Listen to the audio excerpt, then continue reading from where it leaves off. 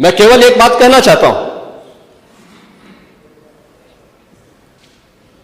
कि अगर संभल के बारे में हम जब बात करते हैं महोदय, एक लंबा सिलसिला है इस संभल का, और अगर मैं संभल की जब चर्चा करता हूं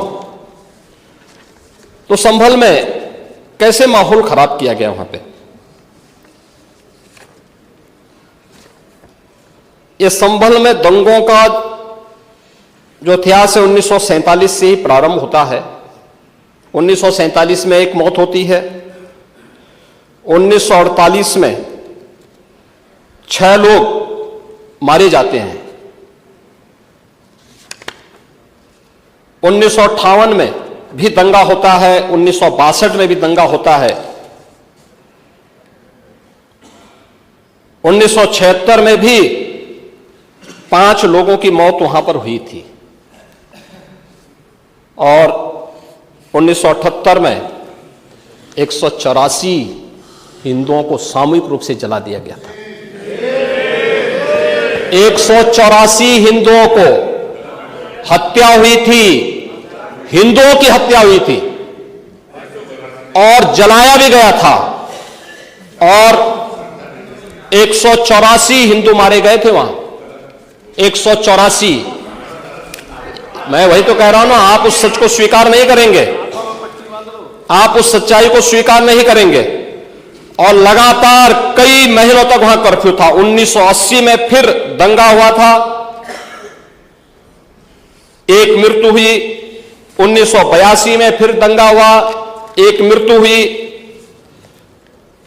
1986 में 4 लोग मारे गए, और 1990 फिर 1992 में 5 मौतें हुई, 1996 में 2 मौतें हुई। ये लगातार ये सिलसिला चलता रहा 1947 से लेकर के अब तक। 209 हिंदुओं की निर्मम हत्या वहां हुई है संभल के अंदर, 209 हिंदुओं की, और एक भी बार किसी ने उन निर्दोष हिंदुओं के लिए कभी 2 शब्द नहीं कहे, उनके प्रति, उन परिवारों के प्रति संवेदना के शब्द नहीं कहे। महोदय, जो आज घड़ियाली आंसू बहा रहे हैं, ये लोग कभी भी उन निर्दोष हिंदुओं के बारे में कभी 2 शब्द नहीं कहे।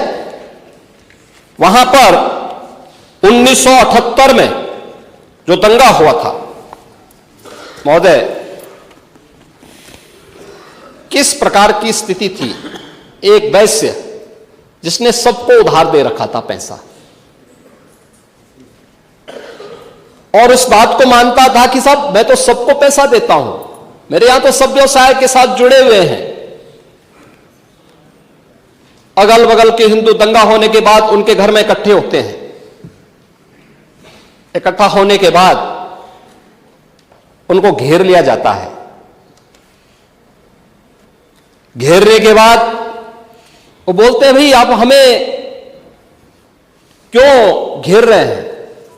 कहा जाता है, नहीं, क्योंकि तुम इन हाथों से पैसा मांगोगे, इसलिए उनके हाथ काटे जाते हैं, फिर उनके पैर काटे जाते हैं, और फिर उनका गला रेंत करके हत्या होती है। ये लोग सौहार्द की बात करते हैं, शर्म नहीं आती इन लोगों को सौहार्द के बारे में चर्चा करने की। 1978 से जो मंदिर आज निकल रहा है, 1978 से इन लोगों ने कभी खोलने नहीं दिया उस मंदिर को, जो आज बजरंगबली का मंदिर निकल रहा है।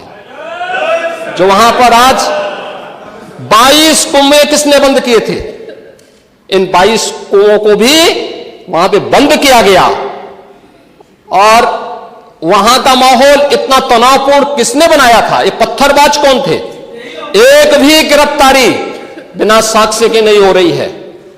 और याद रखना, जिसने पत्थरबाजी की होगी, जिसने माहौल खराब किया होगा, उसमें एक भी बचने वाला भी नहीं है,